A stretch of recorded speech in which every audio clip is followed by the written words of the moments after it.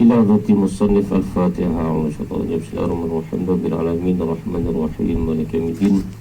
Iyyaka na'budu wa iyyaka nasta'in ihdinas siratal mustaqim siratal ladzina an'amta 'alaihim ghairil maghdubi 'alaihim waladdallin. Amin. Muaz bin Anas meriwayatkan Rasulullah sallallahu alaihi wasallam bersabda, sesiapa yang mampu menahan marahnya padahal pada ketika itu dia mampu marah, pada hari kiamat kelak Allah memanggilnya ke hadapan dengan disaksikan semua makhluk. Allah menyuruhnya memilih mana-mana bidadari yang disukainya. Riwayat Abu Dawud dan Tirmizi. Tirmizi mengatakan ini adalah hadis hasan. Abu Hurairah meriwayatkan ada seorang lelaki berkata kepada Nabi Muhammad sallallahu alaihi wasallam, beri wasiat kepada saya. Nabi Muhammad sallallahu alaihi wasallam bersabda, jangan marah. Orang itu mengulangi permintaannya berkali-kali. Nabi Muhammad tetap bersabda, jangan marah. Riwayat Bukhari. Abu Hurairah meriwayatkan Nabi Muhammad SAW bersabda, seorang yang beriman sama ada lelaki atau perempuan akan sentiasa diuji oleh Allah, sama ada ujian itu terkena pada dirinya sendiri, anaknya ataupun hartanya, sehingga dia bertemu Allah dalam keadaan tidak mempunyai satu dosa pun. Riwayat Tirmizi, dan beliau mengatakan hadis ini hasan sahih. Abdullah bin Abbas meriwayatkan Uyainah bin Hisn datang ke Madinah. Dia menginap di rumah anak saudaranya yang bernama Hur bin Qais. Hur merupakan antara orang yang rapat dengan Umar. Ini kerana kepandaiannya membaca Al-Quran dan tahu maknanya. Dia sering dilihat bersama Umar dalam mesyuarat atau majlis ilmu. Uyainah menjelaskan kepada anak saudaranya, wahai anak saudaraku, kamu kelihatan rapat dengan Umar, cuba minta izin daripadanya supaya saya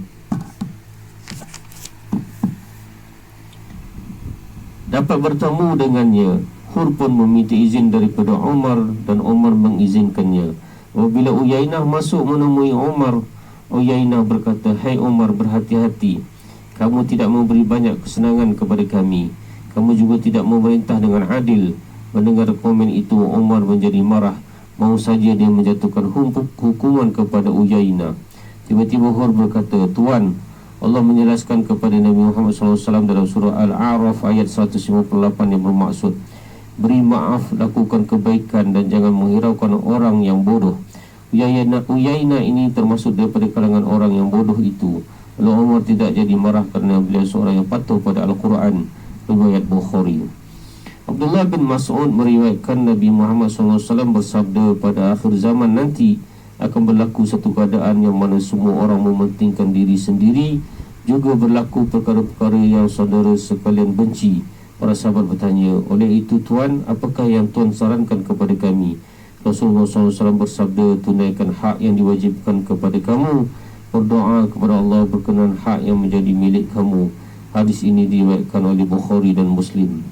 Abu Yahya nama sebenarnya Usaid bin Hudayr meriwayatkan ada seorang lelaki Ansar berkata, wahai Rasulullah, mengapa Tuan tidak melantik saya menjadi pegawai seperti si dia atau si dia itu? Nabi Muhammad SAW bersabda, saudara semua akan menemui satu keadaan apabila saya sudah tiada nanti, keadaan yang masing-masing mementingkan diri sendiri.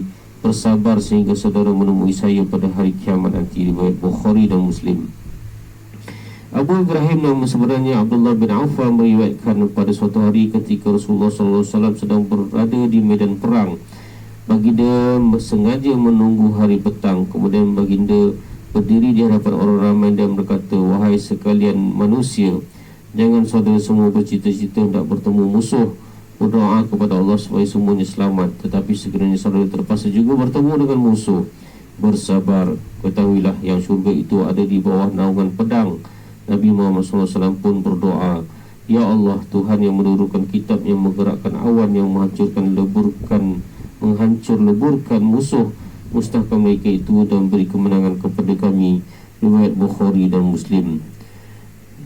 Sekian saja bab sabar. Nanti kita bersambung bab bersifat benar, insyaAllah. Wabi wallahu alam. Sallallahu ala Muhammad sallallahu alaihi wasallam.